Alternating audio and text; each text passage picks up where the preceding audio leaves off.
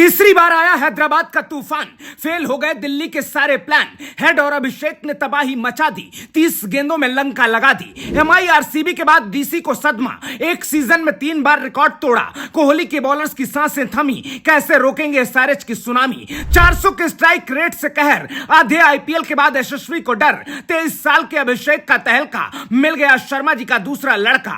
22 साल के जेक ने जगा दी थी उम्मीद, 10 ओवर तक दिल्ली को दिख रही थी जीत। कमबैक के बाद भी नहीं बदली कहानी, पंत की आंखों में भर आया पानी। आईपीएल शुरू होने के बाद पहले लोग सोचते थे कि आज मुंबई का मैच है, कल चेन्नई का मैच है, परसों केकेआर खेलेगी तो मैच में मजा आएगा। लेकिन फिर 2024 का सीजन आया, साथ में हैदराबाद की सुनामी आई और क्रिकेट फैंस के एक एक करके सारे भ्रम टूटते चले गए। ट्रेविस हेड और अभिषेक शर्मा आईपीएल इतिहास के सबसे घातक ओपनिंग बल्लेबाज बन गए और यह सब कुछ 4 हफ्तों में हुआ है। हालत यह हो गई है कि बड़े से बड़े धुरंधर गेंदबाज हेड और अभिषेक का सामना नहीं करना चाहते। दिल्ली में एसआरएच और डीसी का मैच था। ऋषभ पंत ने टॉस जीता और कमिंस की टीम को पहले बैटिंग के लिए बुलाया। हैदराबाद के ओपनर्स ने खेल वहीं से शुरू किया जहां बेंगलुरु में छूटा था। पहले ही ओवर से अंधाधुंध फायरिंग शुरू कर दी। डीसी के टॉप पेसर खलील अहमद ने अपने पहले ओवर में 19 रन दिए। अगले ओवर में हेड और अभिषेक ने 21 रन ठोक दिए। 5 ओवर बाद दिल्ली जब तक नींद से जागी तो बोर्ड पर 100 रन लग चुके थे। पंत और कुलदीप ने मिलकर किसी तरह 7वें ओवर में डैमेज कंट्रोल शुरू किया। कुलदीप ने एक ओवर में 2 विकेट लेकर थोड़ा सा ब्रेक लगा दिया। इसके बाद 2 और विकेट गिरे तो लग रहा था कि हैदराबाद 220 रनों तक रुक जाएगी, क्योंकि मार्करम और क्लासेन सस्ते में निपट चुके थे। लेकिन नीतीश रेड्डी और शाहबाज अहमद ने फिर चौथा गियर लगाकर हैदराबाद का स्कोर 266 रनों तक पहुंचा दिया। इस स्कोर के साथ ही एक ही सीजन में एसआरएच ने आईपीएल का 11 साल पुराना रिकॉर्ड तीसरी बार तोड़ दिया।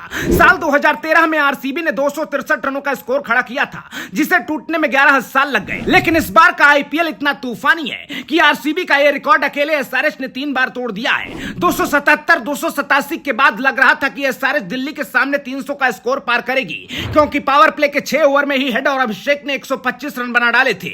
हैदराबाद ने जब 20 करोड़ में पैट कमिंस को खरीदा था तो हर कोई हैरान था, लेकिन कमिंस को कप्तान बनाने के फैसले ने हैदराबाद की किस्मत बदल दी है।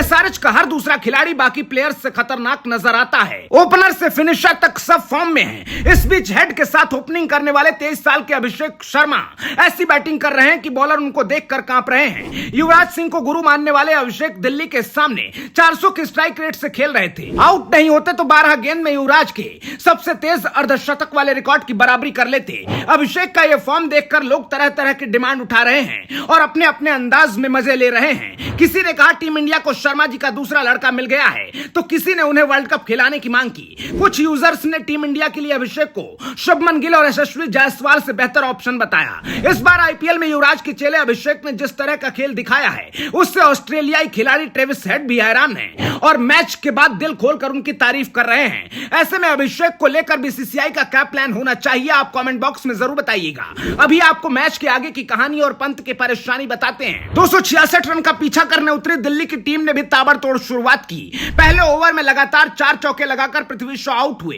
तो दिल्ली को झटका लगा, लेकिन दिल्ली का प्लान क्लियर था और तूफानी रफ्तार से रन चेज जारी रहा। 22 साल के ऑस्ट्रेलियाई प्लेयर जेक फ्रेजर मैकगर्ग ने 15 गेंदों में 50 रन ठोक दिए। पावर प्ले में दिल्ली ने 2 विकेट खोकर 88 रन बना लिए थे। दूसरे एंड पर अभिषेक पोरेल भी धुआंधार बैटिंग कर रहे थे। 9वें ओवर में अभिषेक आउट हुए तो डीसी 135 के स्कोर तक पहुंच चुकी थी और दिल्ली मैच में बनी हुई थी। लेकिन इसके बाद ऋषभ पंत आए तो गेंद ठीक से उनके बल्ले पर नहीं आ रही थी। शुरुआत में 10-15 गेंदों में पंत की तमाम कोशिशों के बाद भी शॉट नहीं लग रहे थे। इस दौरान ऐसा लगा कि शायद ऋषभ पंत को तेज दौड़ने में भी मुश्किल हो रही है। कई बार पंत 2 रन लेने से बचते दिखे।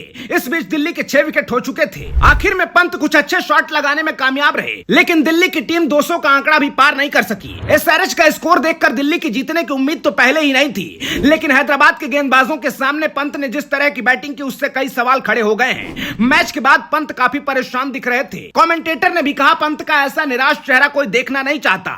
इस बीच कुछ यूजर्स ने लिखा कि पंत के साथ रिस्क लेने की बजाय वर्ल्ड कप में संजू सैमसन पर दाम लगाना चाहिए। टीम इंडिया के लिए उठी इस डिमांड पर आपकी क्या राय है, कमेंट बॉक्स में जरूर बताइएगा। 25 अप्रैल को एसआरएच और आरसीबी के मैच में क्या 300 रनों का पहाड़ सा स्कोर खड़ा होगा? इस सवाल का जवाब भी जरूर दीजिएगा। अपना ख्याल रखिए, आते रहिए। जय हिंद।